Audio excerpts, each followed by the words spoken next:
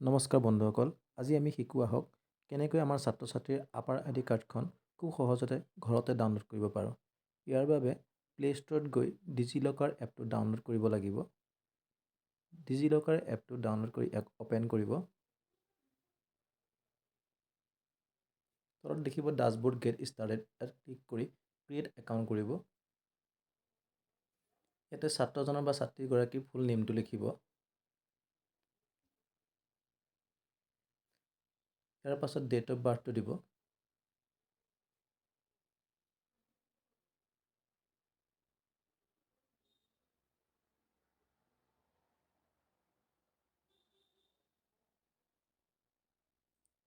ইয়াৰ পাছত জেণ্ডাৰ মেল বা ফিমেল জেণ্ডাৰটো দিব। তাৰ পাছত মোবাইল নাম্বাৰ দিব, ইমেইল আইডি দিব আৰু 6 ডিজিট এটা পিনক'ড দিব লাগে। মনৰ পৰা আপোনালোকৰ যিকোনো 6টা সংখ্যা দিব। 1 2 3 4 5 6 এনেধৰণেও দিব পাৰে। দি ছাবমিট কৰিব। ইয়াৰ পাছত মোবাইল নাম্বাৰটোত এটা OTP আহিব। OTPটো ভৰাই ইয়াতে ছাবমিট কৰিব। ইয়াৰ পিছত ছাত্ৰজনৰ আধাৰ নম্বৰটো ইয়াতে এণ্ট্ৰি কৰি নেক্সট বুটামটোত ক্লিক কৰিব। আধাৰ কাৰ্ডৰ লগত ৰেজিষ্টাৰ্ড মোবাইল নম্বৰত এটা OTP আহিব। OTPটো ভৰাই ইয়াতে আই হিয়াৰ বাই ষ্টেট ইয়াত ক্লিক কৰি ছাবমিট বুটামটোত ক্লিক কৰিব। এতিয়া আপুনি ৰেজিষ্টাৰ কৰাৰ সময়ত যিটো 6টা সংখ্যাৰ পিন দিছিলে, এই পিনটো ইয়াতে ভৰাই ছাবমিট কৰিব। দেখা পাইছে ইয়াতে ডিজিলকাৰত লগ ইন হৈ গ'ল। ওপৰত আপাৰ আইডি, তলত আধাৰ কাৰ্ড।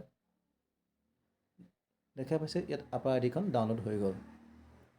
ইয়াতে শ্বেয়াৰ কৰি পেলাই আপুনি হোৱাটছএপ বা ফেচবুক বা অন্য মাধ্যমেৰে শ্বেয়াৰ কৰি ৰাখিব পাৰে। বা ইয়াতে 3 ডটত ক্লিক কৰি ভিউ PDF কৰি ডাউনলোড বুটামটোত ক্লিক কৰি ডাউনলোড কৰি ৰাখিব পাৰে।